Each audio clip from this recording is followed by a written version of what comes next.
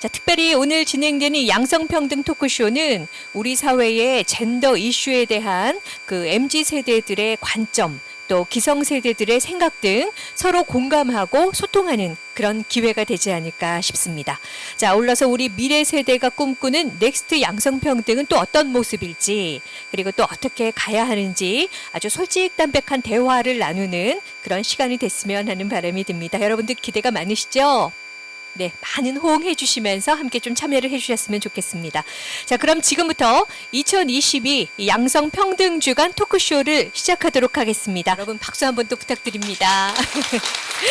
네, 유승인 대표님 자리 나오셨으니까 인사 말씀 좀 부탁드리겠습니다. 짧게 하도록 하겠습니다. 많은 순서가 기다리고 있어가지고요. 사실 우리 여성주간이 실시가 된 지가 1995년에 우리 여성발전기본법이 제정되면서 지난 27년간 여성주간을 설정해서 매년 한 해 절기의 정중간인 7월 1일 시작되는 일주일을 여성주간이라 해서 행사를 개최해 오다가 2015년부터는 양성발전기본법이라고 발전기본법이 변경되면서 이제는 여성만을 위한 발전이 아니라 이 사회가 건강하고 또 조화로우려면 양성이 함께 발전하는 그런 사회가 돼야 된다라는 점에서 양성평등 발전 기본법으로 변경되면서 이 이름이 바뀌어 왔습니다. 그런데 문재인 정부 들어서 또 한 번의 변화를 가져왔습니다. 지금 실컷 7월 1일부터 7일까지 여성주간, 양성평등주간 해서 많은 전국의 여성계가 많은 행사를 해왔는데 여권 통문의 날을 기념해서 100여 년 전에 여성들이 여성 권익을 외쳤던 그런 날이 9월 초여서 9월 1일이어서 여성 양성평등주간을 이제 3년 전부터는 9월 1일부터 7일까지로 변경해서 하고 있습니다. 그래서 지금 오늘부터 한 일주일간은 부산시 전체 구군과 시 차원에서도 많은 여성 관련 행사가 열리고 있습니다. 그리고 그 첫날 오늘 아침 10시 반부터 첫 테이프를 저희들이 끄는 게 아닌가 싶습니다. 그동안에 우리 한 27년간 여성발전기본법이 제정되고 난 후에 우리 여성계가 정말 큰 발전을 이루었습니다.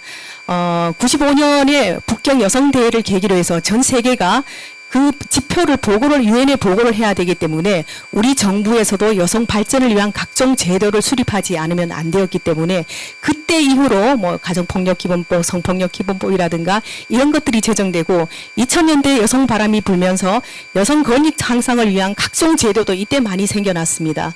그래서 우리가 눈으로 보면 실제적으로 여성이 굉장히 많은 발전을 하고 여성의 지위가 향상된 듯 보이지만 사실상 여성 권한 척도를 보면 아직도 우리가 OECD 국가 중에서 중하위권에 머무는 여성의 지표는 굉장히 낮습니다. 그건 바로 우리가 여성 정책 결정 과정에 여성의 참여가 굉장히 낮기 때문인데, 그래서 우리 부산 지역에 여기 앞에 앉아 계시는 각 단체 대표님들께서 여성의 정치 참여 확대를 위해서 그동안 목소리를 많이 외쳐왔고, 그럼에도 불구하고 아직도 두 자릿수를 겨우 20%도 못 넘어서는 19.8% 정도 되나요? 그 정도 수준을 못 벗어나고 있습니다. 요거는 국회 지표고, 좌우간 그동안에 참 우리 여성들이 많이 뛰어왔다. 그럼에도 불구하고 아직 유리천장의 한계를 많이 느낀다.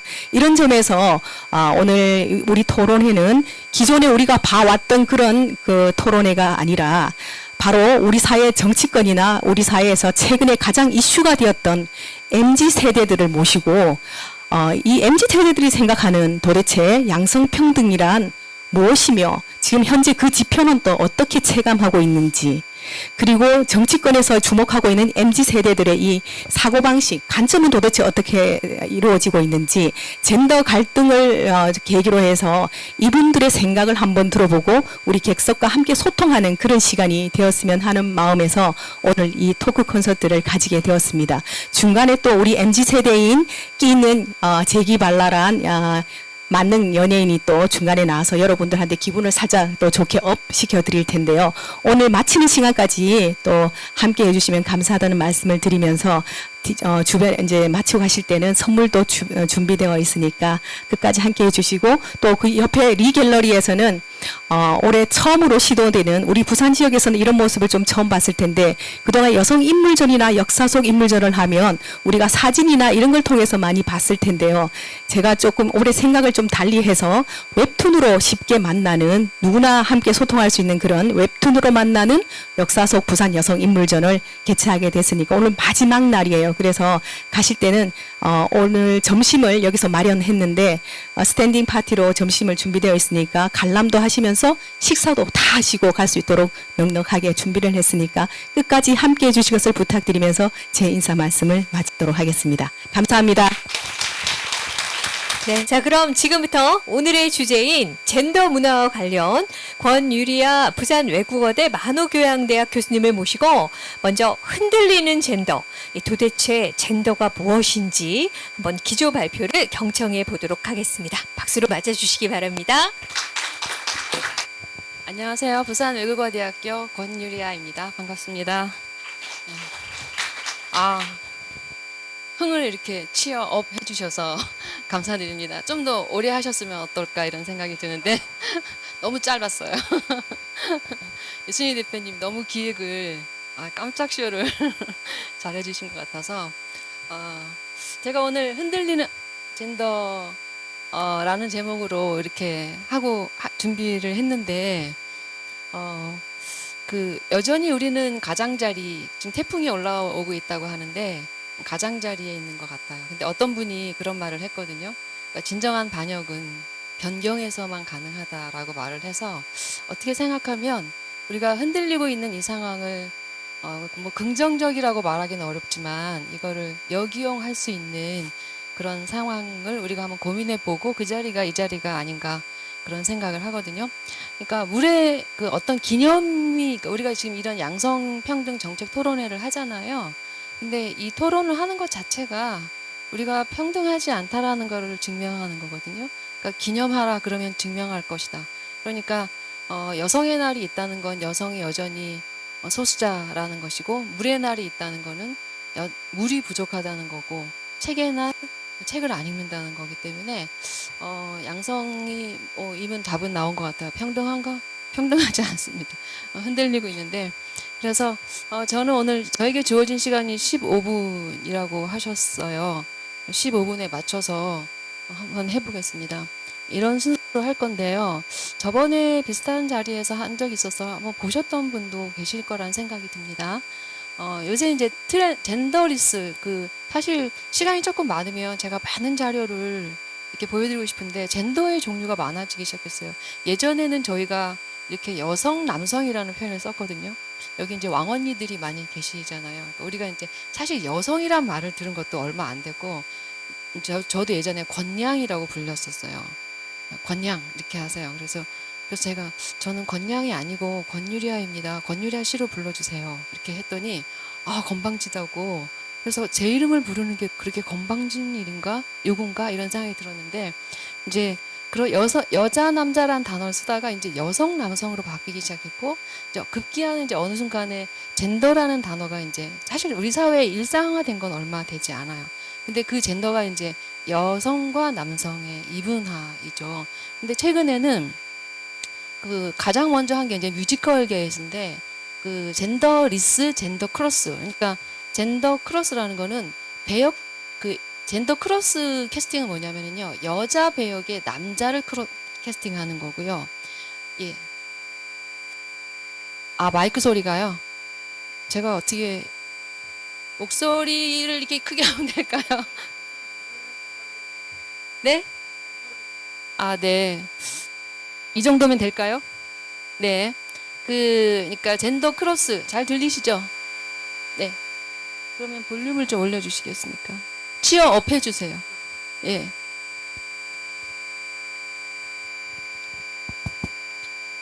됐어요? 네. 그래서 이제 여자 역에 일부러 남성을 캐스팅하는 거고요. 남성 역에 여성을 캐스팅하는 게 젠더 크로스 캐스팅이고, 젠더리스는 그냥 남녀 자체를 두지 않고요. 그냥 그 역 캐릭터에 적합한 사람이 그냥 캐스팅이 되는 게 젠더리스예요. 이 종류가 어마어마하게 많아요. 그래서 이제 요새 여기 보시면 뭐 명품 구찌라든지 여기 뭐 입생로랑이라든지 뭐 이런 팬디 이런 명품에서는 딱 봐서 패션만으로 이 사람이 이제 이 옷을 입은 사람이 남성인 것 같아요. 근데 언뜻 봐도 남성 여성을 사실은 구별하기가 쉽지가 않죠. 제가 예전에 한 2년 전에 수업을 듣고 있는 교양 수업을 듣고 있는 학생이 한 명 있었는데 제가 정말 그 학생한테 묻고 싶었는데 끝까지 질문을 못하고 이게 신뢰가 될 것 같아 말하는데 남자인지 여자인지 구별을 못하겠는 거예요. 아무리 봐도. 옷차림이나 외모를 봐도. 그래서 결국 제가 질문을 안 했습니다. 그게 이제 신뢰될 것 같아서. 셀린느라 남성을 위한 액세서리 이렇게 나오고 있고요. 뭐 이런 식으로 해서 젠더 뉴트럴이라는 건 이제 젠더 중립. 그러니까 젠더 리스는 젠더가 아예 없다는 거고요. 젠더 뉴트럴은 젠더 중립. 그래서 여성과 남성이 이렇게 다 있는 거고 요새 이제 올 젠더 화장실인데요. 장애인은 물론 여자, 남자 여기 이제 이거는 뭐 그 양성애의 표시이기도 하고 굳이 양성애만 의미하는 것이 아니라 사실 여러분들 기억나실 거예요. 예전에 저 학교 다닐 때 화장실에 여자 선생님, 남자 선생님 다 들어갔어요. 제 연식이 나와서 예. 크게 차이 나지 않습니다. 마음은 MZ 세대인데요. 그래서 이렇게 뭐 이제 화장실에 들어가다가 여자 선생님 들어가시다가 남자 선생님이 이렇게 허리춤을 이렇게 올리면 나오는 게 그게 그렇게 이상한 장면이 아니었거든요. 그런데 요새는 그게 엄마야 이래가지고 뉴스에 정도 그게 되잖아요. 그래서 이런 게 이제 시범 사업을 하는 데도 있고요.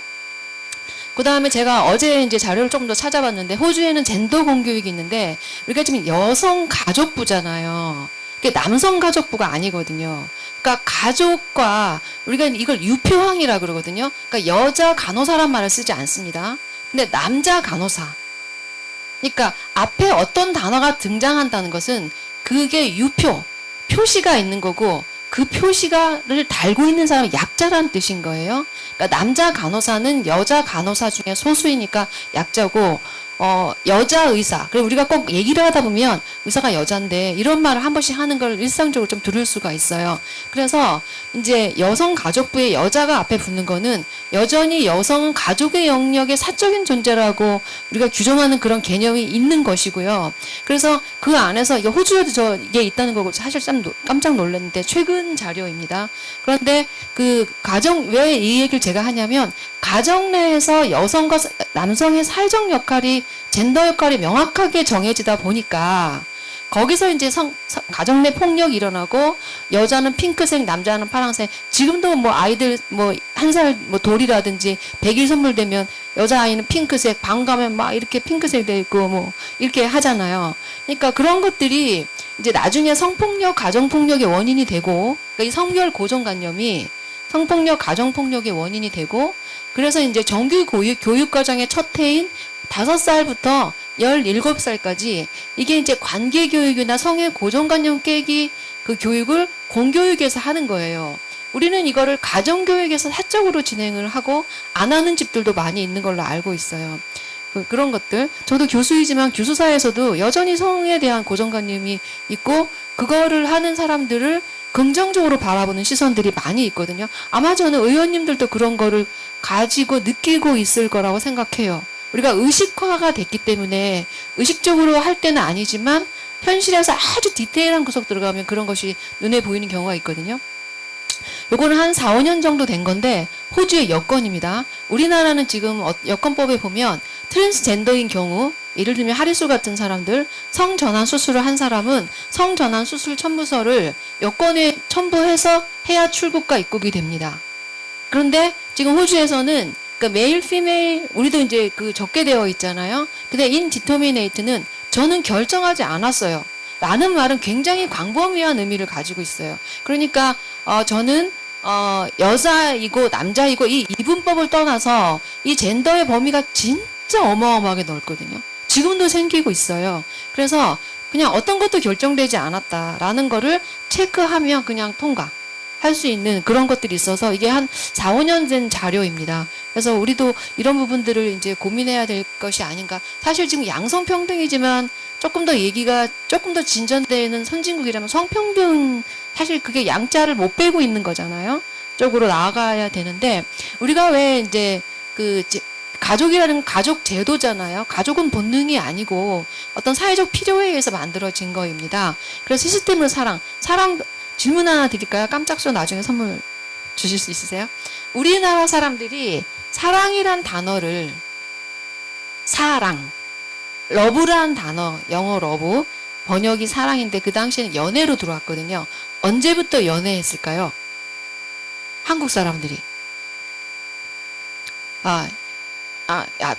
사랑, 섹스와 연애는 다르잖아요. 그래서 우리나라는 1919년 독립운동과 함께 이게 확산이 되고, 사랑이란 단어는 한참 후에 50년 정도 돼서 이게 번역이 되었거든요. 그러니까 연애하지 않았다는 거죠. 그냥 부모님이 정해주는, 그러니까 사랑이 되려면 개인과 개인의, 가문과 가문의 결합이 아니라 독립체적인 개인의 자율적인 판단에 의해서 너랑 나랑 영원히 결혼하자, 이렇게 되는 건데, 그래서 제도로 여기서 보면은 사랑이 왜 지금 이 사랑을 지금 젠더랑 연결시키는 건데, 이성애, 동성애, 뭐 다양한 양성애 등이 있겠죠. 그런데 이 사랑은 사적인 관계이지만, 그러니까 여기에 젠더가 개입하는 겁니다. 근데 이게 결혼으로 들어가면 혼인 신고를 해야 되고요. 아이를 낳으면 출생 신고를 하고, 그다음에 취약 통지서가 나오고, 뭐 예방 접종을 하고, 그다음에 취업, 여기까지, 그러니까 이 사적인 관계가 공적인 관계이기 때문에 우리가 이 젠더 문제를 공기관에서 입법이라든지 행정이라든지 이런 모든 정책적으로 먼저 고려해야 되는 거예요. 그래서 앞서서 여기에 대한 마인드 전환이 좀 필요한 시점에 있고요. 그래서 가족과 사랑은 본능이 아닌 사회적 필요와 학습의 그런 결과입니다. 지금 1인 가구가 30%이고요. 결혼을 해서 아이를 안 낳는 그런 딩크족도 있고, 결혼 자체를 안 한 사람도 있고, 비혼모, 사유리처럼. 저는 사유리가 공중파에 나와서, KBS에 나와서 깜짝 놀랐어요. 여러분 아세요? 하리수가, 등장한 건 인간극장에서 7일 동안, 오부작으로 등장했거든요. 공중파에서 나온 거예요. 하리수는 KBS에서 태어난 거죠.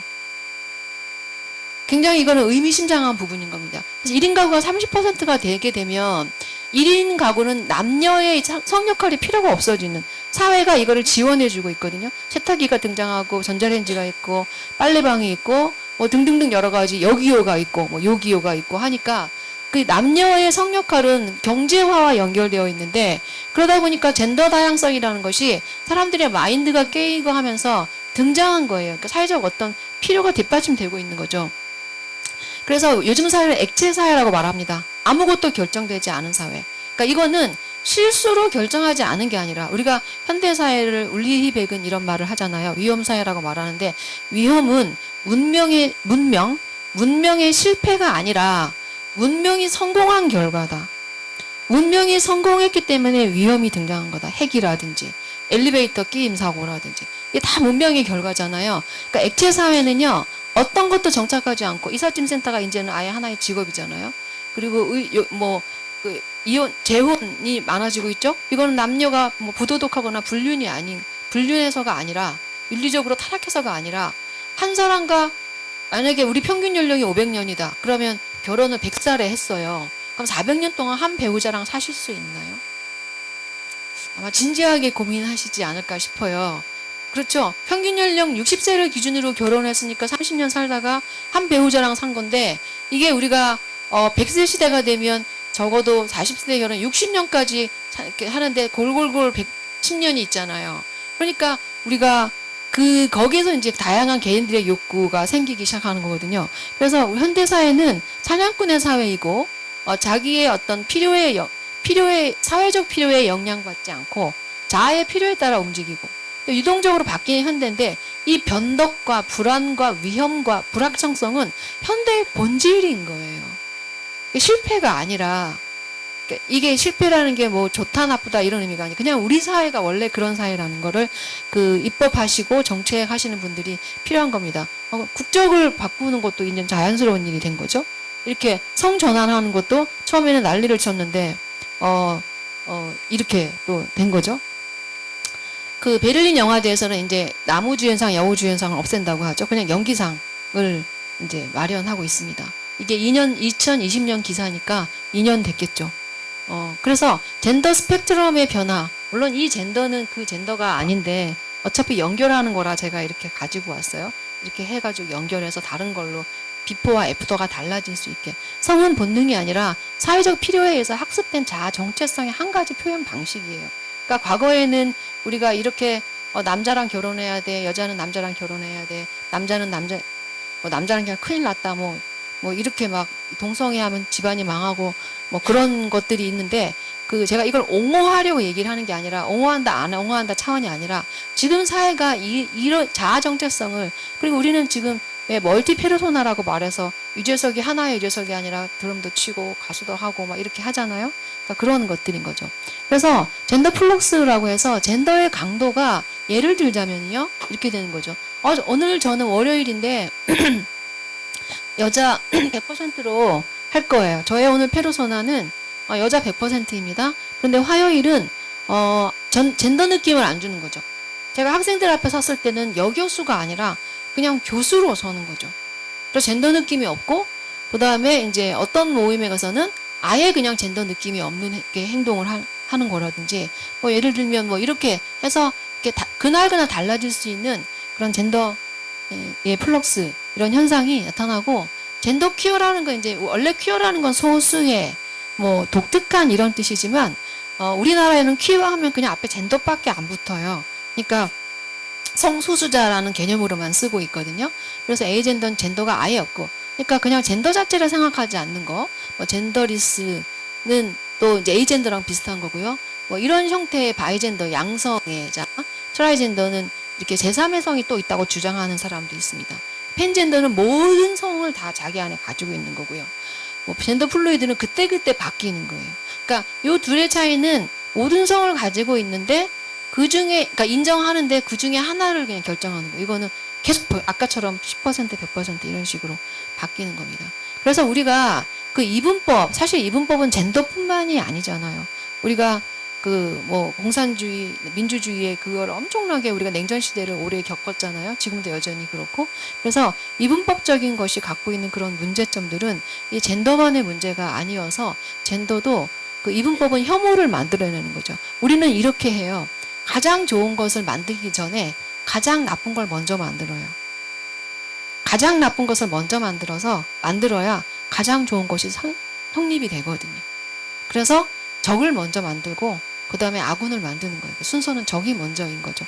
그래서 우리가 이 혐오라는 것을 조금 없애기 위해서 이런 정책이 좀 필요하다라는 생각이 드는데 산업화, 핵가족화는 명확하게 성 역할의 분리해서 성립되는 거거든요. 여성은 안주인이고 그래서 가끔 요새 이런 말 쓰는 분 있잖아요. 부부가 둘 다 직장 생활 하는데 집사람이 이렇게 표현하는 건 저는 좀 신뢰라고 생각해요. 그분은 밖에 나가서 일하는데 집사람이 그러면 조금 이렇게 사적인 존재로 말하는 거잖아요. 여전히 그런 말을 많이 듣습니다. 그래서 그 과거의 그 1차 근대성, 산업혁명으로 시작한 거기서 이제 핵가족이 등장했고 거기서 사랑이란 개념이 등장한 건데 지금 이제 우리나라가 언제부터 급속한 개인화가 됐냐면 IMF 위기로 인한 국가부도 대량해고 비정규직이 등장하면서 그 중에 약자인 약자가 여성이 이제 탈가족화, 가족으로부터 벗어나는 일이 생겼고 그래서 우리나라는 개인주의는 없는 그런 개인화 경향이 많아진 거죠. 그러니까 이게 사실 생존의 문제라고 저는 생각해요. 지금 현재 우리나라는 다른 나라와 조금 수준이 다른 게요. 다른 나라는 이게 진정한 어떤 그 여성의 권리라든지 그런 차원에서 진행되는 거라면 우리는 일자리, 밥그릇의 문제가 사실 굉장히 많이 연루되어 있습니다.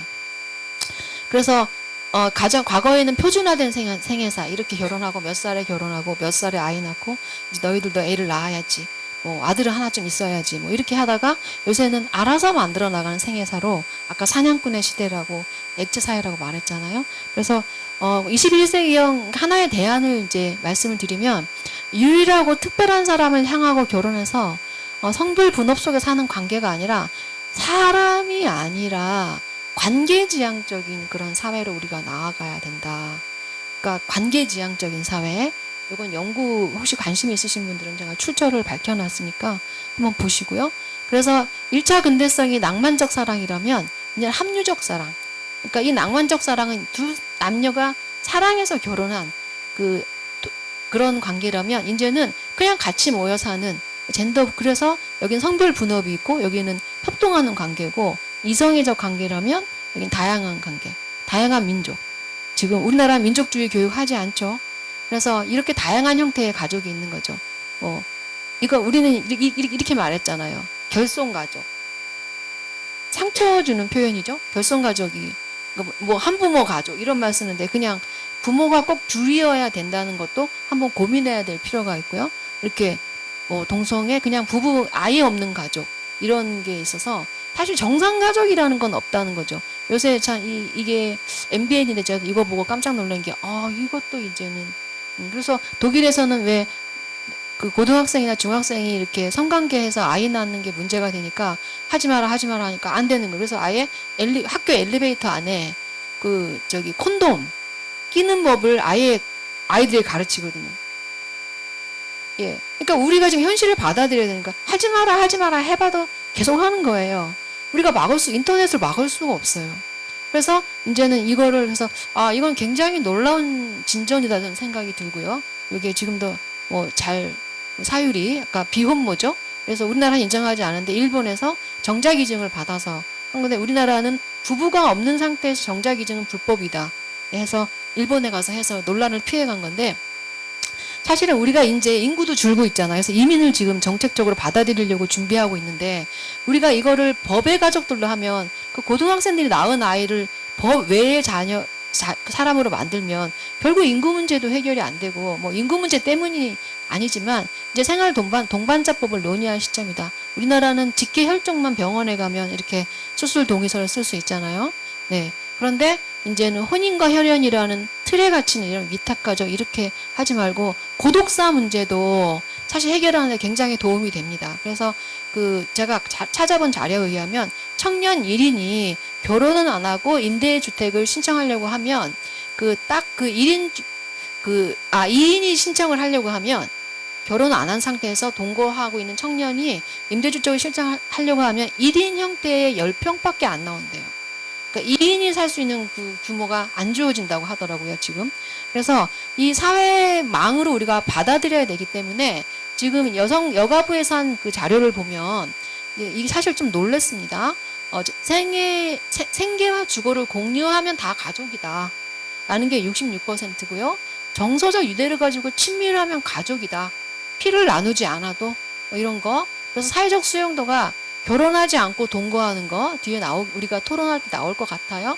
결혼하지 않고 혼자 사는 거, 뭐 고독한 그러니까 이제 어르신들이 혼자 사시는 분들도 계시잖아요. 뭐 이런 어떤 것들이 있어서 느슨한 대안 가족을 한번 고민할 필요가 있습니다. 지금 이제 과거에 우리 결혼 인식을 갖고 있는 분들은 소유하지 않고 접속하고 연대하고 헤어진다 그러면 이거 정말 못된 것들 아니야. 막 이렇게 하실 수 있지만 우리 이혼 안 하나요? 어느 날 어떤 부부가 이혼하는데 왜 이혼했냐고 물어보니까 이러더래요. TV를 이렇게 보고 있는데 2시간 동안 부부가 TV를 보고 있는데 한마디도 안 했다는 생각이 들더래요, 갑자기. 예. 그리고 옆에 사람이 있다는 생각을 못 했대요. 그래서 그 남편이 아내에게 우리 이혼해. 그래. 그래서 바로 그 다음날 가서 이렇게 협의 이혼하고 도장 찍고 잘 살아. 이렇게 한 거예요. 그러니까 싫어진 게 아니라 관심이 없어진 거죠. 그래서 우리도 이혼하는데 동거하고 접속하고 연대하고 헤어지는 이런 것들을 우리가 과연 어떤 그 윤리적 관점으로 바라봐야 될 것인가 한번 고민해 볼 필요가 있어서 프랑스의 팍스 제도를 하나 소개하고 마무리할까 합니다. 시민연대 계약이라고 하고요. 공동생활 약적인데 이거는 꼭 동거의 문제가 아니라 예를 들어 이제 제가 혼자 사는데 저랑 좀 친한 사람이 있어요. 그러면 나중에 진행을 하시는 김지연 교수님에게 김지연 교수님 저랑 친하잖아요. 제가 만약에 무슨 일이 생기면 교수님이 좀 사인해 주실 수 있으시겠어요? 그렇게 하면 동의를 하면 구청이나 동사무소 주민센터에 가서 간단하게 계약서만 쓰면 돼요. 같이 살지 않아도 저분이 저의 직계 혈족이 할 수 있는 일을 대신하는 거예요. 다 혼자 살잖아요, 지금은. 여러 가지 이유로. 그래서 그 법적으로도 이제 국가에서 법적인 어떤 제도 지원, 아이를 낳으면 거기에 뭐 육아 비용 다 나옵니다. 그런 것들. 그래서 결혼한 부부처럼 사실혼 관계로 법적 보호를 받고 동거 생활을 종료하고 싶으면 계약서에 사인하면 돼요. 간단하게 서류 한 장으로 끝납니다. 독일에서는 이렇게 진행되고 있고요. 우리나라는 2014년인데 아직까지 무산되었습니다. 여기 계신 분들이 조금 고민하셔야 될 필요가 있다는 생각이 듭니다. 사실은 이제 고령화 사회다 되다 보니까 이런 일이 굉장히 많잖아요. 돌봄 공백 이런 것들, 시신 인수권이 문제가 되고요. 공공주택 입주권 아까 말씀드렸던 것들. 그래서 21세기는 우리가 어떤 것과도 연결되어 있을 준비가 되어야 됩니다. 그래야 아까 치얼업 하시고 너무 지치셔가지고 지금 주무시는 것 같은데 아니시죠? 기도하신 거죠? 네. 그래서 21세기는 치열업, 우리가 치열업 하려면 이렇게 연결되어야 돼요. 아, 나는 혼자가 아니야. 난 국가가 나를 보고 있고, 유순희 대표님이 저 나중에 사인해 주실 수 있으시죠? 네, 약속하셨습니다. 네, 이렇게 우리는 언젠가 이게 다 혼자가 될 가능성이 아주 높은 사회를 살고 있습니다. 이상으로 제 발표를 모두 마치겠습니다. 고맙습니다. 네, 이렇게 흔들리는 젠더, 도대체 젠더가 무엇인지 이렇게 권유리아 교수님께서 기조 발표를 해주셨습니다. 자, 수고 많으셨고요. 이제 본격적인 토크쇼 시작하도록 하겠습니다. 토크 진행은 김지현 부산대학교 특임교수의 진행으로 이어가도록 하겠습니다. 토론 패널분들께서는 모두 무대 위로 올라와 주시기 바랍니다. 예, 반갑습니다. 오늘 여성평등 주간 기념으로 주최되는 넥스트 양성평등 우리는 평등한가 라는 주제로 그 토크쇼 진행을 맡게 된 부산대학교 김지현입니다. 다시 한번 인사드리겠습니다. 오늘 좀 편안하게 이렇게 토론 토크쇼 형식으로 이렇게 하시겠다고 해서 이렇게 앉았는데 어떠신가요? 좀 편안해 보이시나요? 앞에 너무 재밌게 발제해 주시고 진행해 주셔가지고 저도 좀 웃기고 싶은데 제가 사실은 굉장히 진지한 사람이라서 되게 걱정됩니다. 일단 이제 제가 조금 마이크를 들고 얘기할 시간이 지금밖에 없으니까 조금만 말씀드릴게요. 아까 우리 유순희 대표님께서 오늘 9월 1일이 양성평등 주간 시작하는 날인데 매년 이렇게 돼요. 왜 9월 1일인지 아까 잠깐 말씀하셨죠. 그게 언제냐면 1898년이더라고요. 9월 1일. 그러니까 서울에 그 북촌 하면 양반들 사는 곳이잖아요. 북촌에 사는 양반 여성들이 야, 이거 좀 뭔가 우리 좀 달라야 되지 않겠냐라는 의미로 여성평등 인권서 를 만들었어요. 그게 바로 아까 여권통문이라는 것이고 거기에 어떤 내용이 들어있냐면 저 깜짝 놀랐습니다. 무려 124년 전에 거기에는 여성들에게 평등한 교육권을 달라. 그리고 여성들에게 평등한 정치 참정권을 달라. 그리고 마지막으로 여성들에게 평등한 경제활동 참여할 수 있게 해달라라는 가장 중요한 이 세 가지. 사실은 그 124년 전에 그런 요구들이 굉장히 소름 돋지 않나요? 지금 어떻게 보면 그 조선 시대에 비하면 굉장히 많은 어떤 그 성과가 있었다고 할 수 있겠죠. 그럼에도 불구하고 여전히 우리가 양성평등, 여권 이런 걸 얘기하는 것은 무언가 우리에게 좀 더 한번 고민해 볼 여지가 있지 않은가라는 생각이 좀 들어서 그리고 실제로 우리가 그 이제 뭐 최근 들어서 얘기하면 여성분이 2001년 이제 조직됐으니까 한 21년 됐고요. 그다음에 양성평등 주간 아까 27년 됐다고 말씀하셨고 또 아까 그 여성 여권 통문 생긴 지 100년 딱 100년 뒤에 우리나라에서는 5년마다 여성 정책 기본 계획이라는 거를 수립을 해서 지금까지 아마 제4차 여성 정책 기본 계획이 수립된 것으로 알고 있어요. 자, 그런데 요즘에 저는 사실은 이제 무슨 생각을 했냐면, 저는 사실 도시계획 전공이거든요. 그래서 도시계획 할 때 제일 먼저 여러분들이 관심 있는 부분이 재개발, 재건축이시잖아요. 주택은 20년이 되면 재건축, 재개발 할 수 있는 연한이 돼요. 그래서 20년이 됐다고 해서 다 재건축하는 게 아니라, 아, 이제 우리가 그냥 그대로 살아도 될지, 아니면은 좀 보수하고 리모델링 하면 살 수 있을지, 아니면 부시고 새로 좀 지어야 될지, 이런 걸 고민할 수 있는 시기가 된다는 거죠. 어떻게 보면 양성평등도 이제 여성 정책도 20년이 좀 지났기 때문에 그런 고민을 좀 해야 될 때가 아닌가. 우리가 이걸 더 이상 양성평등 해야 된다, 하지 말아야 된다, 이런 이분법적 논리가 아니라 마치 재건축 하듯이 보완할 때가 있는지, 좀 자성할 때가 있는지, 이런 걸 고민을 해서 넥스트 양성평등, 우리가 다음 세대를 위한 좀 더 발전된 양성평등에 대한 고민을 해야 될 때가 아닌가라는 생각이 들어서 오늘 토크쇼도 그런 얘기를 좀 해볼까 해요. 앞서 말씀하셨지만 MZ세대, 저는 사실 MZ세대는 아닙니다만 좀 젊은 이야기들, 새로운 이야기들을 좀 나눠보고 굉장히 다른 이야기가 나올 것 같은데 그거는 틀린 건 아니잖아요. 그죠? 다른 거를 우리가 좀 많이 듣고 인정하면서 새로운 얘기를 해보면 좋을 것 같다라는 생각이 들어요. 오늘 조금 한 자리가 비어있긴 한데 오늘 저희들 토크쇼 참여해 주실 앞에 계신 분들 제가 먼저 소개해 드리려고 합니다. 먼저 끝에 우리 계시는 그 부산일보 라이프 부장님이시죠? 아, 예. 그래서 우리 김효정 부장님이십니다. 네. 맞죠? 예. 저 부산일보 기자상도 받으시고요. YMCA 또 공로상 보니까 또 아까 제가 찾아봤는데 부산 여성단체협의회에서도 굉장히 기자상을 받으시고 여성 정책에 열심히 또 기사를 쓰시는 우리 기자님이 아닌가라는 생각이 들고요. 아, 젠더 데스크를 또 부산일보가 아마 그 전국에서 처음으로 그 언론사에서 젠더 데스크를 만들었다고 들었고요. 젠더 데스크를 이제 총괄하고 계신 것 같습니다. 그리고 두 번째 우리 앞에 굉장히 잘생긴 이렇게 표현하면 이것도 좀 약간 이거는 좋은 의미로 멋있는 두 분을 모셨는데요. 두 분 다 굉장히 기획력이 뛰어나신 분이십니다. 먼저 한 분은 도시 콘텐츠 기획 그리고 다양한 창업 사업을 하고 계시는 열혈 청년 우리 박태성 모먼츠 대표님이십니다. 그리고 또 옆에 계신 분도 비범하신 분이신 거가 딱 바로 아우라가 보이시죠? 문화기획 전문가이신 강휘종 아티컬 대표님이십니다. 인사 부탁드리겠습니다. 그리고 지금 여기 좀 빈자리는 여성 소수자의 영역이죠. 그 정치계에 계신 분이십니다. 올해 그 민주당 비례대표로 부산광역시의회 강력의원으로 당선되신 서지연 의원님이신데 지금 KNN에서 잠깐 방송이 급하게 잡히셔가지고 제가 알기로는 지금 달려오고 있는 중으로 있어요. 그래서 오시는 대로 다시 한번 소개해 드리도록 하겠습니다. 자, 오늘 참 그리고 지금 다들 들어오실 때 책 한 권 받으셨죠? 그 책에 보시면 앞에 발제문도 있지만 저희들이 먼저 우리 오늘 패널 분들에게 몇 가지 질문을 드렸어요. 근데 그거에 대한 답들을 이렇게 쭉 정리해가지고 주셨기 때문에 오늘 사실은 시간이 넉넉치는 않으니까 그것도 좀 참고해서 보시면은 도움이 되지 않을까라는 생각이 좀 들고요.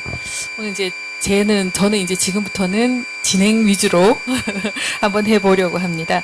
자, 먼저 사실은 이제 저희들이 평등이 뭐냐, 혹은 양성평등이 뭐냐 이런 생각을 좀 했는데 그래서 젠더 데스크를 맡고 계시는 우리 김효정 기자님께 먼저 한번 질문을 드려야 될 것 같은데요.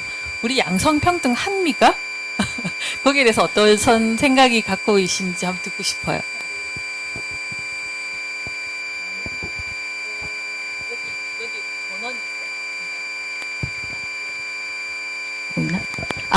네, 반갑습니다. 부산일보 소개받았는데요. 젠더 데스크 맡고 있고, 라이프 부장하고 있습니다. 부산일보, 간단하게 소개하자면, 부산일보가 2000년 11월부터 젠더 데스크 다 했고, 이제 2년 정도 다 돼 가는데요.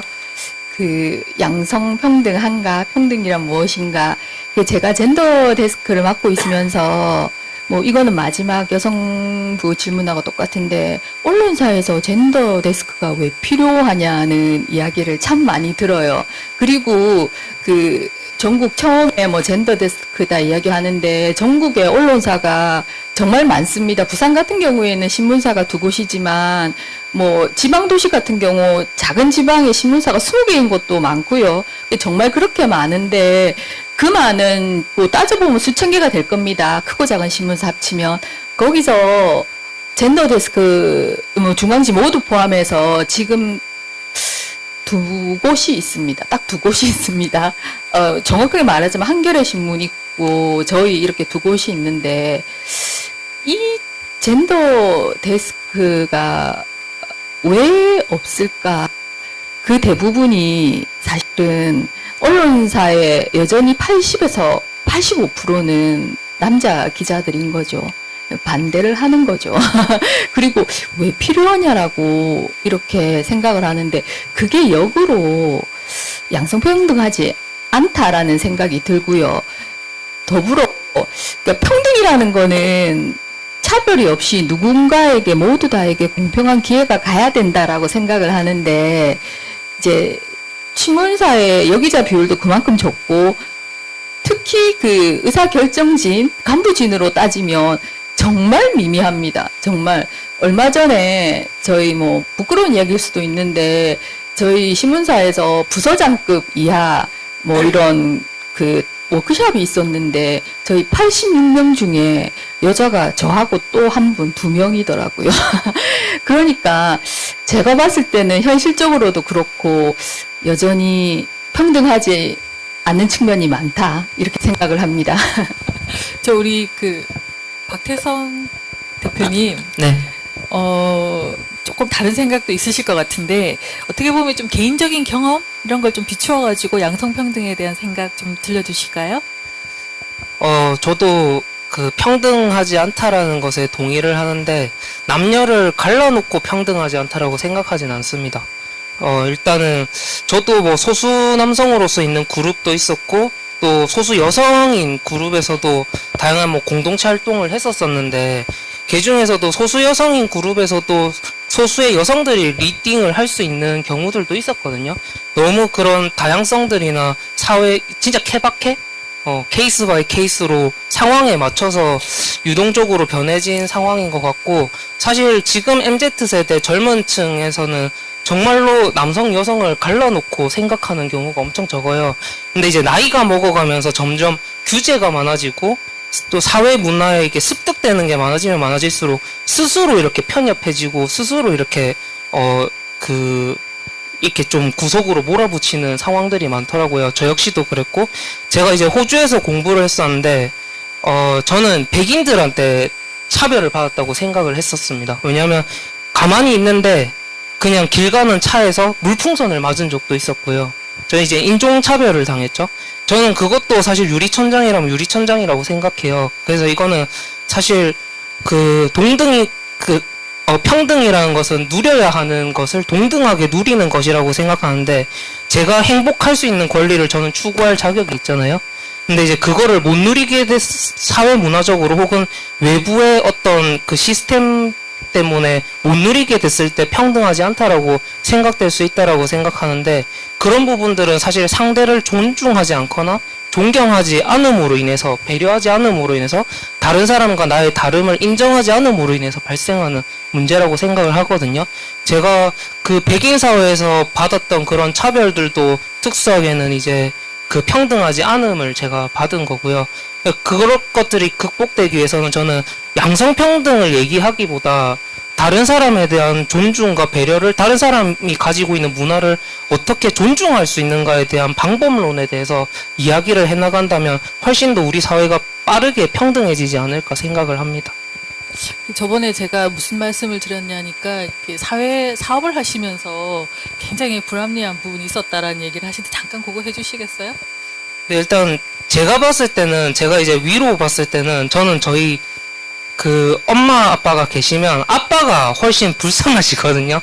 왜냐면 이제 퇴직을 하셨는데 퇴직을 하시고 나서부터 그 하실 일이 정말 없으신데 저희 엄마는 이제 여성인력 개발 센터라든지 뭐 직업적인 거나 컨설팅적인 거나 하실 수 있는 그 배움들이 엄청 기회들이 많더라고요, 훨씬. 근데 아빠가 어디 가서 할 수 있는 일도 너무 적고 그리고 제가 이제 아들의 입장에서도 아무래도 엄마한테 뭘 용돈을 드리거나 해도 드리기가 쉽고 아빠한테는 또 그게 좀 망설여지고 엄마한테는 제가 이제 가게도 하나 좀 내드리고 했는데 이제 아빠한테는 뭘 드려야 할지 모르겠고 그래서 아빠가 점점 이렇게 퇴직하고 나서부터 아빠가 이제 뭐 가정에 벌어들이는 이제 급여가 줄어듦으로 인해서 가지고 있던 권위가 너무 빠르게 추락하는 그러니까 그 원인이 너무 분명한 거예요. 그 가지고 있던 권위의 힘이 어디에서부터 나오는지가. 그래서 그런 부분들이 엄청 오히려 좀 남성들한테 그런 주어지는 혜택들도 좀 없다라고 느꼈고 제가 사업을 하면서 느꼈던 거는 이게 보통 행정 용역을 하게 되면 수의계약을 하게 되는데 여성 대표로 있는 사업자들은 수의계약 범위가 5천만 원인데 남성이 대표로 있는 사업장은 이 수의계약 범주가 2천만 원으로 한계가 있어요. 이런 부분도 저는 사실 좀 양성이 평등하기 위해서 이게 맞는가? 뭐 더 많은 기회를 주기 위해서 그럴 수 있다라고 하지만 그래서 이게 과연 평등할 수 있는 방법인가에 대해서는 조금 의구심이 많이 들었었습니다. 그러니까 이게 참 다양하죠, 그죠, 의견이? 저는 사실 지난주에 정치학회 갔다가 어느 교수님께서 이런 말씀하셨어요. 여성의 정치 얘기를 하시면서 여성은 쪽수는 많은데 정치 권력에서는 소수자이다라고 얘기를 하시더라고요. 그 얘기가 굉장히 저는 와닿았거든요.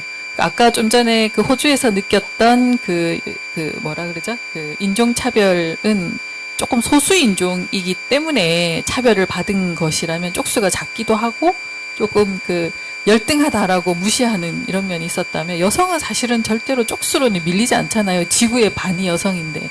그럼에도 불구하고 일부 부분에 있어서의 소수자로 취급받는 이런 것들에 대한 고민은 분명히 좀 돼야 될 것 같다라는 거고, 그럼에도 불구하고 여전히 저는 굉장히 중요한 키워드가 뭐냐면 여성이 불평등하다라는 건 어떻게 보면 조금 그 고유명사적인 거고요. 그 누구도 뒤처지지 않게 갈 수 있는 사회가 돼야 되지 않을까라는 생각이 드는데, 우리 광희정 대표님께서는 우리 양성평등 도대체 뭐라고 생각하십니까? 다시 좀 원론으로 돌아가 볼게요. 예.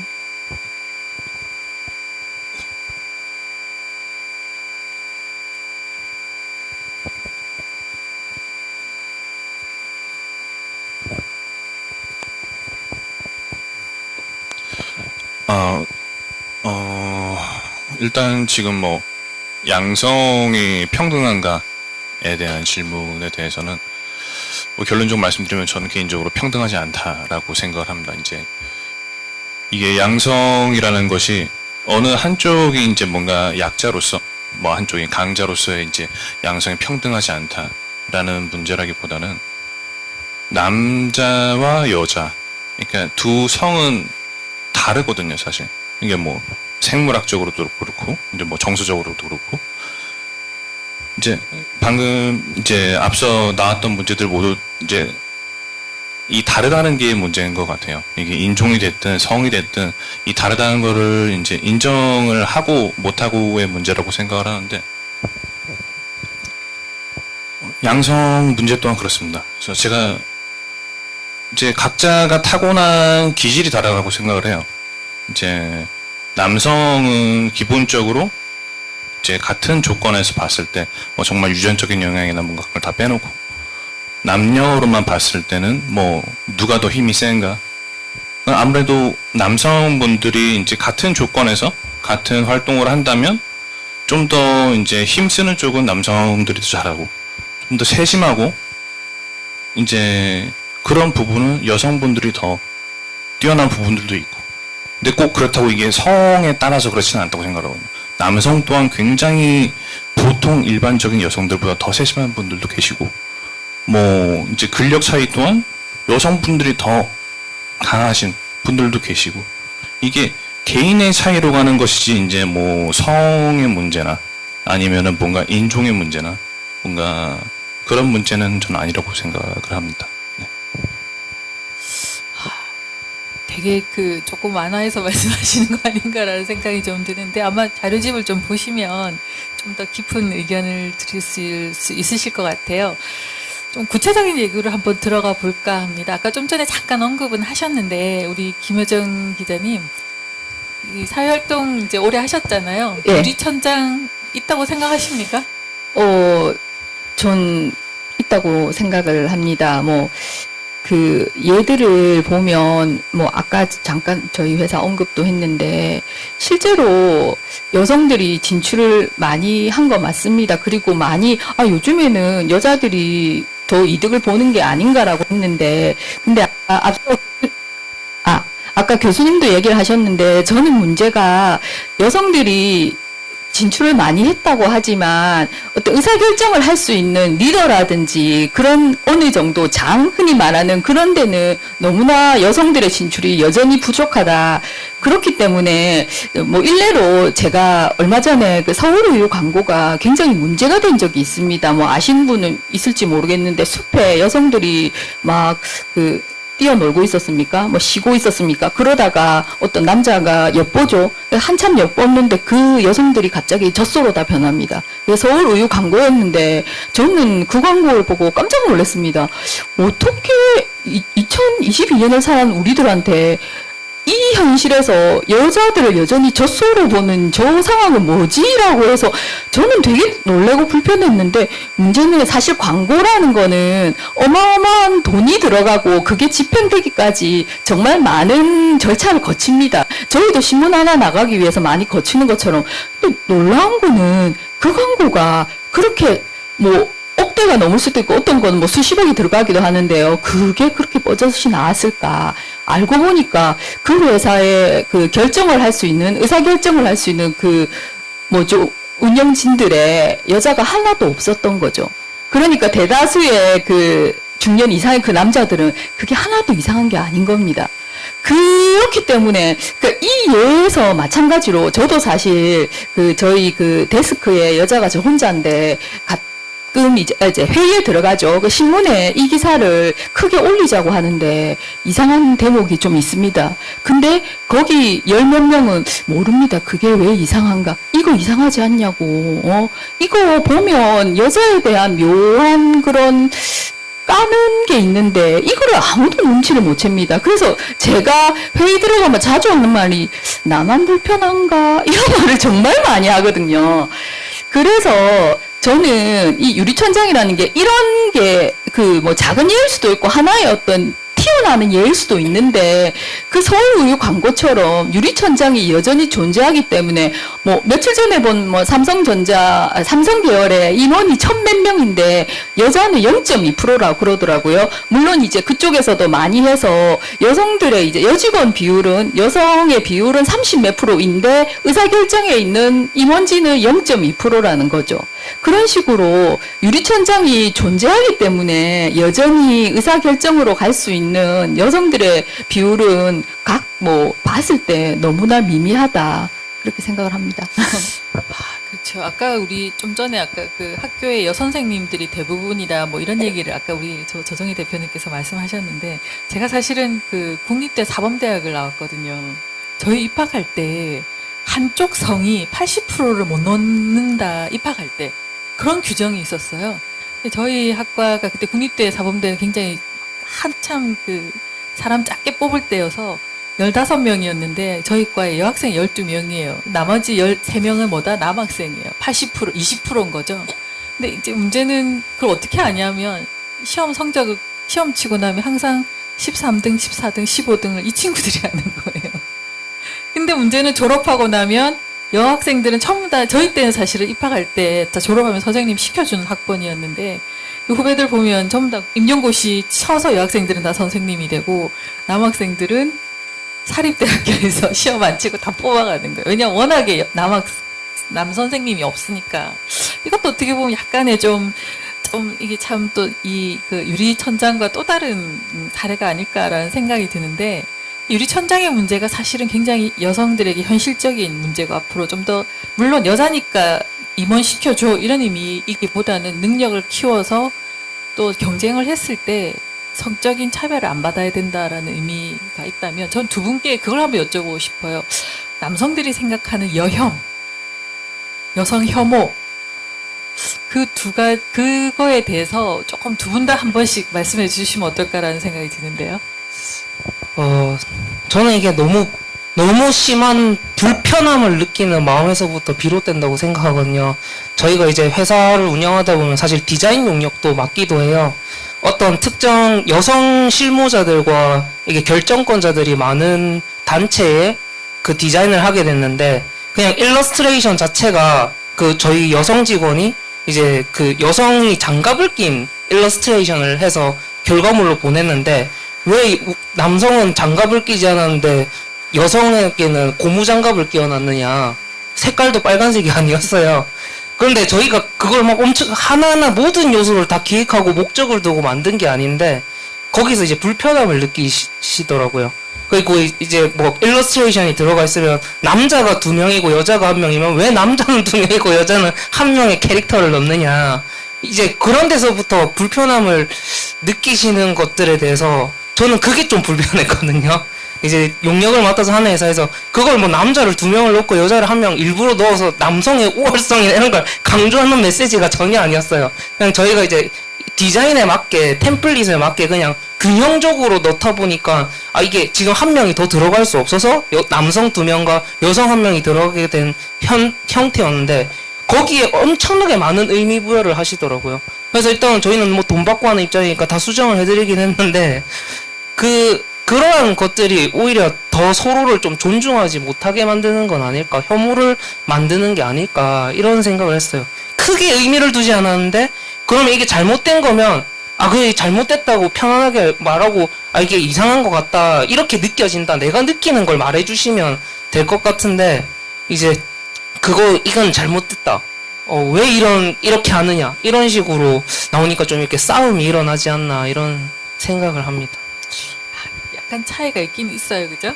우리 강 대표님도 의견 한번 주실까요? 일단 뭐 여혐에 대해서 어떻게 생각을 하냐 뭔가 이런 질문이 이제 받았었는데 여혐뿐만 아니라 남혐도 마찬가지라고 생각합니다. 그러니까 뭔가 여성 혐오, 남성 혐오가 아니라 이 혐오라는 것 자체가 이제 과거 이제 미국에서도 이제 한때 큰 사건이 있었죠. 이제 뭐 여혐으로 인한 뭐 사건이다.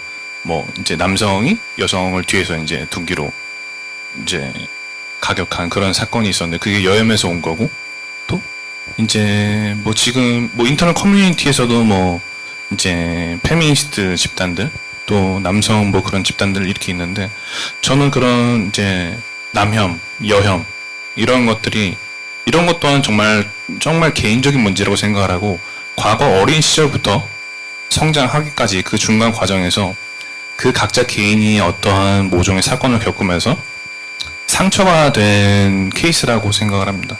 그러니까 특정 뭔가 이 사람들이 태어나서 정상적인 삶을 살았다면 이게 남자로서 태어나서 정상적으로 이제 여자아이와 만나서 교제를 하고 그런 감정을 나누고 여성도 마찬가지로 생각합니다. 뭐 이제 정상적인 남자를 만나서 이제 그렇게 교제를 했었다면 뭔가 남자에 대한 혐오감, 여성에 대한 혐오감, 남자들은 다 이래, 뭐 여자들은 다 이래. 그러니까 사람마다 이제 아픔의 이제 강도를 겪는 건 다르다고 생각을 해요. 누군가는 이렇게 살짝 툭 맞은 거에 대해서도 굉장히 아프다고 생각을 하고, 누군가는 뭐 그냥 지나가다 부딪힌 정도라고 생각하는 것만큼 이것 또한도 이렇게 느껴지는 강도가 굉장히 지극히 개인적으로 다 다르다고 생각을 하는데, 이제 그런 세심한 분들께서 이제 그러한 이제 고통을 겪으시면서 이게 한쪽으로 치우쳐지는 거죠. 또는 뭔가 그런 문제도 있다고 생각합니다.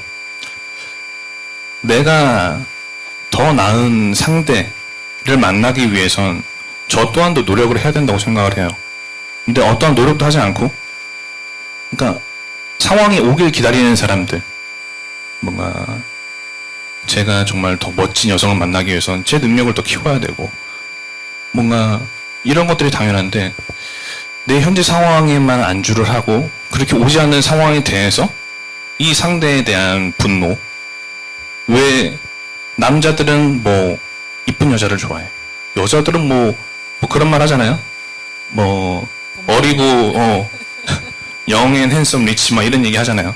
이런 것도 사실 어떻게 보면은 이거는 되게 누군가한테는 이제 개그적인 요소로 너무나 당연한 얘기고, 이런 발언들을 되게 쉽게 이제 편하게 하실 수 있는 반면에 누군가한테는 이래서 여자가 안 돼 라고 생각하실 수도 있는 부분이라고 생각하거든요. 정말로 이것 또한 정말 지극히 개인적인 문제라고 생각합니다. 과거 이제 그들이 살았던 삶 속에 있었던 그런 문제에서 파생된, 또는 자기 혐오에서 오는, 내 스스로 나를 인정하지 못하고 내가 이만큼 부족한 거를 내가 인정을 먼저 해야 내가 발전할 생각을 하고 그만큼 뭐 발전하기 위한 무언가를 할 텐데, 전혀 그들은 내가 부족하다는 생각을 못 하시는 것 같아요. 그래서 이러한 결점들을 타인에게서 찾고 타인의 문제점을 지적을 하고, 나는 정상적이지만 얘가 비정상이라서 나를 이렇게 보는 것이야 라고 그렇게 결정짓고 더 이상 이제 본인 스스로 앞으로 나아갈 생각을 못 하시죠. 이런 것들이 사실은 남에 대한 뭔가 여자라서 혐오, 남자에 대한 혐오가 아니라 본인 스스로에 대한 혐오라고 생각합니다. 네, 감사합니다. 굉장히 심오한 얘기. 네, 박수 좋습니다. 그렇죠. 혐오라고 하는 것이 사실은 다수의 문제는 아닌데 굉장히 소수의 문제지만 도드라져 있기 때문에 이 사회에 미치는 영향이 굉장히 큰 것 같습니다. 그래서 우리가 모두가 똑바른 정신을 차리고 있다면 그 소수의 이야기가 도드라지지 않을 수 있는데, 그런 고민들이 여자냐 남자냐 이 문제로 다루지 말았으면 좋겠다라는 생각이 아닌가, 맞죠? 네, 그런 것 같아요. 사실은 뭐 유리천장, 그 여성 혐오 혹은 남성 혐오 다 같은 맥락이지 않을까 싶은데요. 우리 중간에 한번 이거 여쭤봅시다. 최근에 또 이슈가 되는 논란거리 하나가 여가부를 폐지해야 되냐, 존치해야 되냐 이 문제인데, 여기 계신 분들 혹시 여가부 폐지해야 된다라고 생각하시는 분 계신가요? 네, 혹시 존치해야 된다라고 생각하시는 분 한번 손 들어볼까요? 나머지 다 폐지해야 된다고 생각하시나요? 네. 오늘 사실은 저는 근데 그거는 지금 뭐 웃자고 하는 얘기긴 한데, 뭐 폐지해야 되나 존치해야 되냐 이 이분법적인 논란은 맞지 않을 수도 있을 것 같아요. 왜 폐지해야 되는가에 대한 이유도 우리가 충분히 논의해야 될 것 같고, 왜 존치해야 되는가, 저는 사실 그 얘기 들어보면 같은 맥락이지 않을까라는 생각은 좀 들어요. 근데 제가 모두에 말씀드렸죠. 여가부든 여성 정책들 이제 20년 됐으면 재정비할 때다, 재건축할 때다. 우리가 지금까지 해왔던 여성 정책을 좀 더 발전시켜서 확 좀 성장시켜야 될 때가 아닌가, 그런 차원에서 여가부 문제도 좀 다루어졌으면 좋겠다라는 생각이 좀 들어요. 거기에 대해서 우리 짧게 한마디씩 좀 부탁드릴까요? 여가부 문제에 대해서. 왜냐하면 굉장히 중요한 이슈이기 때문에 우리 또 기자님부터 먼저. 그래 됐나요? 예, 저는 여가부가 분명히 그 필요성이 있기 때문에 존치해야 된다고 생각을 하는데요. 그 여가부가, 저는 그런 생각을 합니다.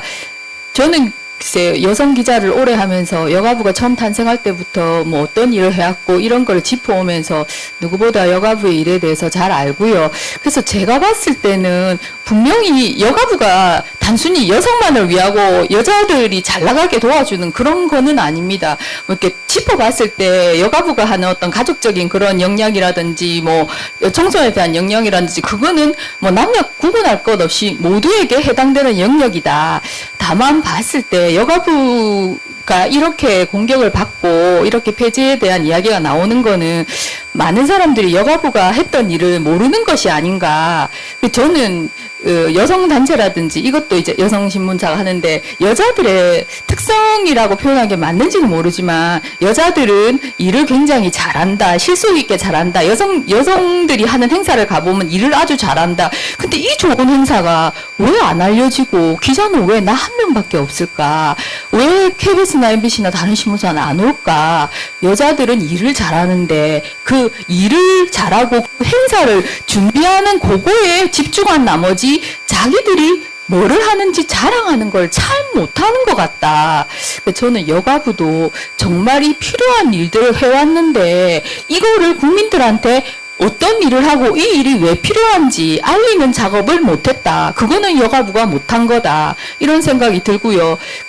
저는 이 여가부가 하는 일이, 그러니까 그 일은 뭐 예를 들어서 뭐 가족이나 이런 거는 보건복지부를 주고 이런 식으로 이야기를 합니다. 근데 저는 중점적으로 여성의 문제라든지 이 가족적인 문제를 고민하는 전담부서 전담이 있느냐 없느냐는 정말 틀리다는 생각이 들거든요. 제가 젠더 데스크를 했는데 젠더 데스크 뭐 필요하나, 사회부, 정치부, 경제부 부장들이나 기자들이 다 양성평등한 의식을 가지고 철저하게 기사를 쓰면 되는데 뭐 없었던 그거 왜 필요해 라고 생각을 하는데, 근데 지금은 젠더 데스크 2년 생기면서 이제는 모든 기자들과 모든 부서의 부장들이 제 눈치를 봅니다. 이거 기사 한번 봐줬으면 혹시 여기에 좀 이상한 단어나 뭐 있는 거 아니지? 라고 이야기를 하고요. 그리고 이거 조금 다른 문제일 수 있는데, 사람들이 젠더 데스크가 도대체 뭐 하는 거고? 라고 이야기를 합니다. 그러면 처음에 교본은 있습니다. 성인지적인 관점에서 기사를 보고 이런 못 알아듣습니다. 여전히 기자들도 심지어 성인지적인 관점, 그럼 성인지가 플레이보이나 야한 잡지 성인지인가라고 심지어 기자들의 수준이 이렇습니다. 저희 신문뿐만 아니라 얼마 전에 그런 조사가 있었습니다. 몇 년 전에 성인지가 뭔지 아십니까 했는데 대한민국 기자들 중에 많은 사람이 옛날부터 얘기한 썬데이설부터 올라오는 성인지인지를 알고 있는 이 정도 수준이라는 거죠. 그러다 보니까 제가 하고 있는 거 이야기해 주면 저 뭐 하냐, 정말 소소한 것부터 합니다. 대부분 아까 교수님이 언급하셨는데 지금도 여전히 많은 기사에 등장한 흔한 그게 있습니다. 여자는 꼭 열을 붙입니다. 뭐 농협 여직원 횡령, 여자가 횡령하면 제가 더 큰지 예. 예. 그래서 이런 식으로 그 여성의 분야에 대해서 전담해서 고민하면, 아까 조금 저는 같은 맥락이라고 생각을 했는데요. 제가 젠더 데스크로서 그거를 전담해서 봐주니까 굉장히 많이 없어졌거든요. 그러다 보니까 저는 전담해서 고민하고 하는 그런 부서가 필요하다고 저는 생각을 합니다. 먼저 한번 여가부 얘기. 저는 그 존폐에 대한 의견은 당장은 없고요. 그런데 저는 모든 공공의 중간 지원조직은 스스로 없어지기 위해 노력해야 된다고 생각합니다. 특정 문제를 위해서 만들어졌다면 존립하기 위해서 노력하는 게 아니라 사라지기 위해서 노력해야 된다고 생각하거든요. 사라지기 위해서는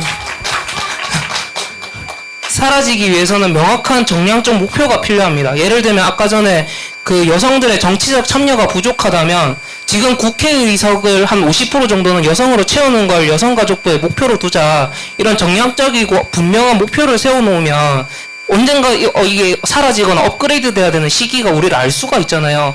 근데 솔직히 지금 여성가족부가 하는 일들 시민들이 사실 잘 모르기도 하고, 여성가족부에 참여하는 참여 집단이나 그룹이 대부분 여성들이기 때문에 이게 또 이렇게 좀 알리기도 힘들고 이런 상황인 것 같은데, 그런 정량적 목표를 가지고 이렇게 노력을 해나간다면 훨씬 더 많은 시민들한테 와닿을 수 있는 공감대 형성이 가능하지 않을까, 이런 생각을 합니다.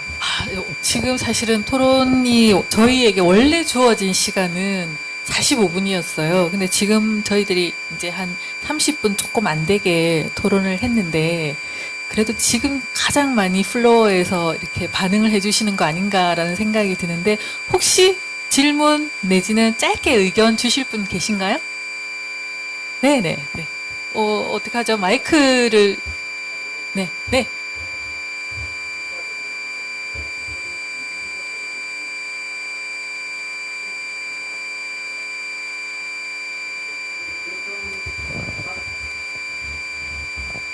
성함을 먼저 좀 말씀해 주시고 좀 짧게 말씀해 주시겠어요? 예, 지금 국가적으로 네. 성인비라고 저 예산을 편성을 하고 있어요. 특별히 여성 쪽으로. 그리고 여성가족부에서 지금 하고 있는 제가 나라 출산 같은 걸 지금 우리가 가정을 지금 어떻게 지금 우리가 행복하고 파산되는 부분이야. 그런 부분이 왜 그럴까 생각하십니까? 어느 분께 질문을 주시는 걸까요? 혹시 뭐 대답? 여성가족부에서 출산 이런 문제들에 대해서 좀 집중하는 이유를 여쭈신 거죠? 네. 우리나라에서 네. 여성을 평등하는 건 남자가 여자가 평등하는 거냐. 사실이 국가적으로 출산 예산이나 여성 성인비가 따로 내가 있는 줄 알고 있습니다. 예산에. 여성 성인비가 나라 국가 예산이 30조로 알고 있습니다. 야, 우리나라 출산 예산이 45조로 알고 있습니다. 그런데 왜 우리나라가 이 여성 남녀 평등을 갖다가 지금 저는 좀 이해를 못하는 부분이거든요. 그러면 이제 말하자면은 여성 정책에 대한 예산이 엄청나게 많은데 왜 여전히 평등을 얘기를 하느냐, 요구하느냐, 맞으신가요? 말씀하시는, 제가 대답해야 될런지 잘 모르긴 하겠는데, 그래요. 그게 숙제인 것 같습니다. 제가 사실은 좌장으로서 이렇게 의견을 내는 게 옳지 않은데, 저는 아까 김유정 기자나 우리 박태성 대표 얘기하시는 두 분의 생각이 저 생각이에요. 운동장이 기울어지면 운동을 할 수가 없잖아요. 그죠? 근데 그게 기울어진 걸 모르고 지금 오랫동안 살았었어요. 그러니까 아까 124년 전에 여권 통문이라는 게 발표되었을 때 얼마나 센세이션 했을까라는 생각을 저는 감히 했거든요. 그러면서 많은 발전이 있었지만 여전히 좀 부족한 면이 있다. 여전히 옛날에 이렇게 기울어져 있다면 요즘 조금 더 좀 평평해졌지만 여전히 좀 기울어져 있는 부분이 있어요. 그러니까 이제 그걸 공공이 나서서 예산을 들여서라도 다만 그 예산이 적절하게 효율적으로 잘 쓰이고 있냐 하는 거는 조금 또 다른 문제이긴 해요. 그러나 우리가 지향해야 될 것은 여가부가 없어져도 되는 그런 시대가 오는 게 가장 바람직하다라는 생각이 들어요. 더 이상 여성, 가족, 출산 이야기를 하지 않아도 모두가 거기에 대한 어떤 물론 일말의 불평이나 불만이 없을 수는 없겠지만 그렇게 가는 과정이 아닐까라는 생각이 들어서 여가부가 존재해야 되나 폐지해야 되냐 이런 문제처럼 여성 정책, 여성 예산 많으냐 작으냐의 문제가 아니라 이제 그게 더 이상 필요 없어도 다 누구나 성인지를 가지고 있고 누구나 여성이든 남자 성별에 의해서가 아니라 혹은 자기의 취향에 의해서가 아니라 능력으로 인정받고 사회에서 대우받을 수 있고 뿐만 아니라 좀 부족하고 모자라도 존중하고 배려해 줄 수 있는 이런 사회가 돼야 되지 않을까라는 생각이 좀 드는데요. 조금 여러 가지 예산이 좀 더 많이 들어가는 부분은 저도 개인적으로 사실 좀 불만은 있어요. 이렇게 합계 출산율이 이렇게 낮은데도 불구하고 이렇게 예산이 들어가고 네.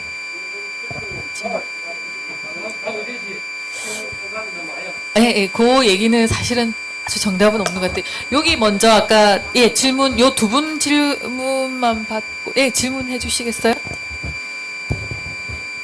예, 반갑습니다. 저는 남성의 입장에서 말씀드리겠습니다.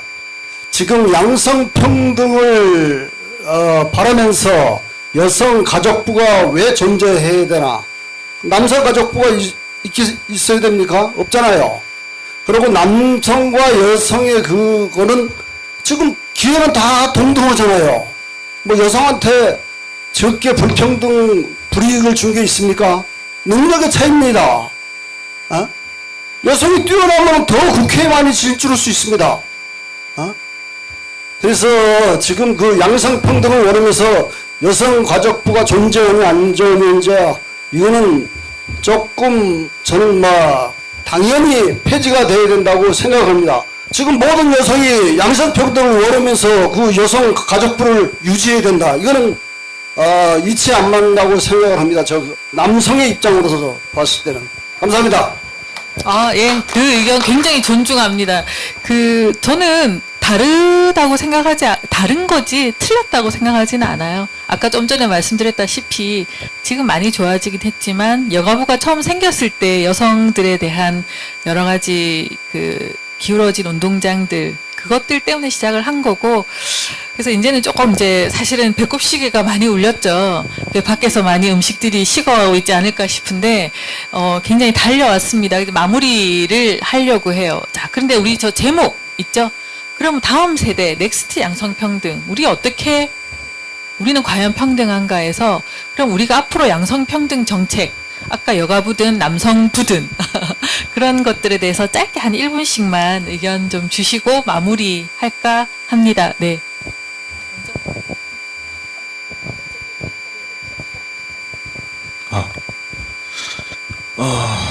일단 간단하게 말씀드리면 제가 이 문제를 가지고 제 주변 지인들한테 물어봤어요. 이 문제에 대해서 어떻게 생각을 하냐.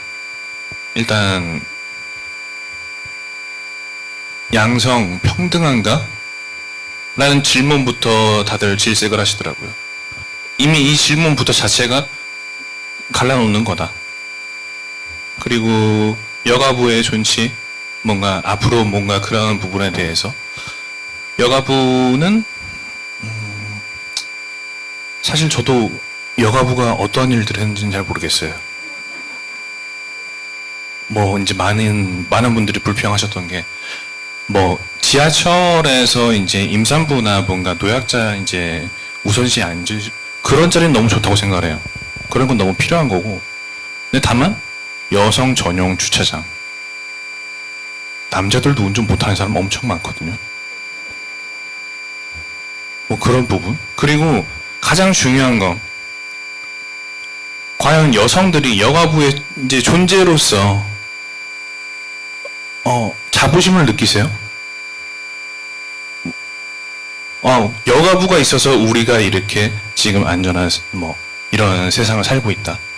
저는 여가부에서 하는 일들이 그러니까 아까 말씀드렸던 남성부, 여성부 이런 문제가 아니고 뭔가 그런 역할을 수행해 줄 수 있는 어떠한 기관이 있으면 좋겠다. 그런 필요성에 대해서는 어느 정도 생각을 합니다. 뭔가 가정이나 아동이나 뭔가 보호받아야 될 존재에 대해서 그런 부분은 뭐 예를 들어서 이제 경찰에서 뭐 성범죄 예방 아니면은 이제 국가적으로 CCTV를 더 면밀하게 이제 설치를 하고 그런 이제 예방 안전 문제에 대해서 더 강화를 하고 다른 문제에서도 충분히 할 수 있는 것들을 여가부에서 이제 그렇게 한다.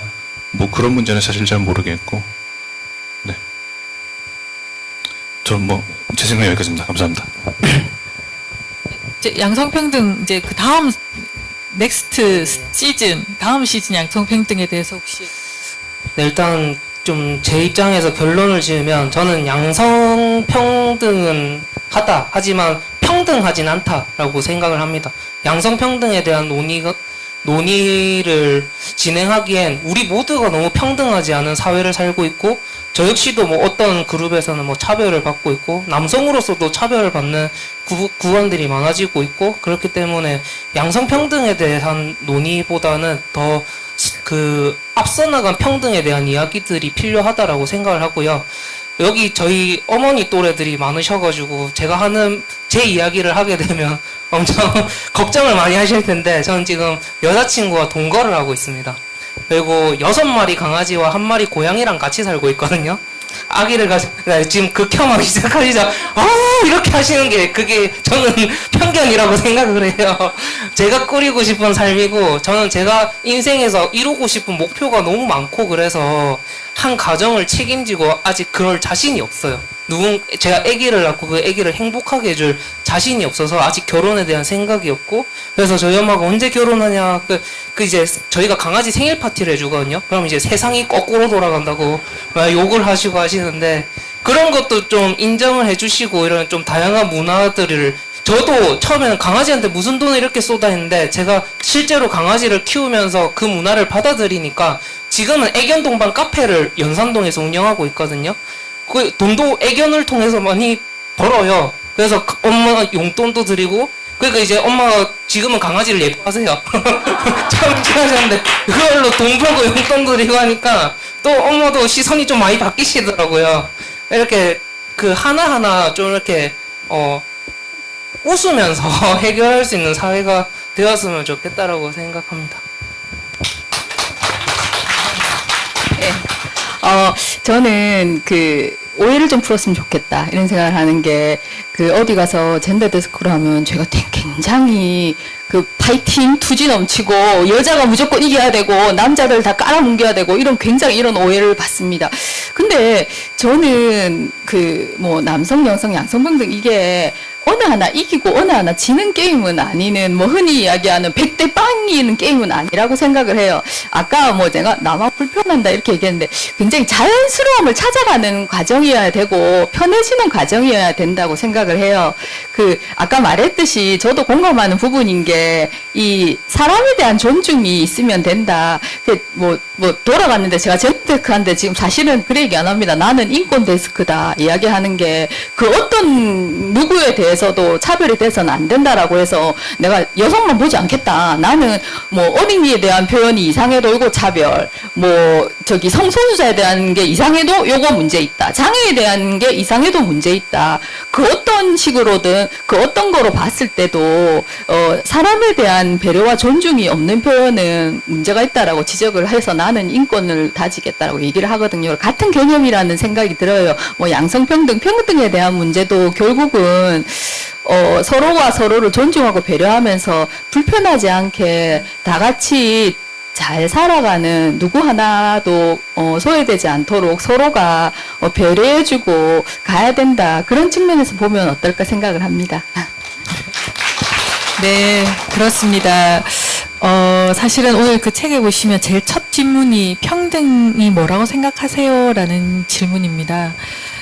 그 얘기는 그리고 여기에 넥스트 양성평등이잖아요. 이 토론 주제를 말할 때 왜 넥스트라고 했냐 하면 여성 정책이 양성평등으로 성장을 했고 이제는 이 양성평등도 그 다음 단계로 진화를 해야 될 때가 아닐까라는 생각이 들어서 넥스트 양성평등이라는 얘기를 했고요. 오늘 얘기가 아마 제가 결론을 내자면 다양성 인정하자. 그리고 서로 존중하고 배려하는 사회가 되면 여가부가 남성부가 생기는 그날까지 우리 모두 함께 행복할 수 있지 않을까라는 생각을 좀 해봤습니다. 2015년 유엔에서 지속가능 발전 목표라는 거를 제시하고 17개 목표를 제시를 했는데 가장 중요한 키워드가 뭐냐면 No one behind라는 말이에요. 아무도 뒤처지지 않게라는 뜻이에요. 거기에는 여성이든 남성이든 조금 몸이 불편하건 마음이 불편하건 어린이든 나이가 많건 관계없이 그 누구라 하더라도 뒤처지지 않고 다 함께 살 수 있는 그런 사회를 만들자. 거기에 우리가 지속 가능한 발전 노력을 해야 된다라는 뜻인 것 같아요. 오늘 결론은 없습니다. 하지만 이런 서로 다른 이야기들 이것이 토론 싸움이 아니고 들어줄 수 있는 이런 자리여서 되게 감사하고 고마운 기회가 아닌가라는 생각이 듭니다. 우리 다음 이야기는 여기 옆자리 가서 제가 마이크 드릴게요. 해주시면 안 될까요? 왜냐하면 지금 너무 주어진 시간이 많아요. 예, 죄송합니다. 우리 정말 이렇게 뜨거운 토론, 토크쇼 함께해서 너무 감사드리고요. 이것으로 오늘 넥스트 양성평등 우리는 평등한가 토크쇼 마치도록 하겠습니다. 대단히 감사합니다.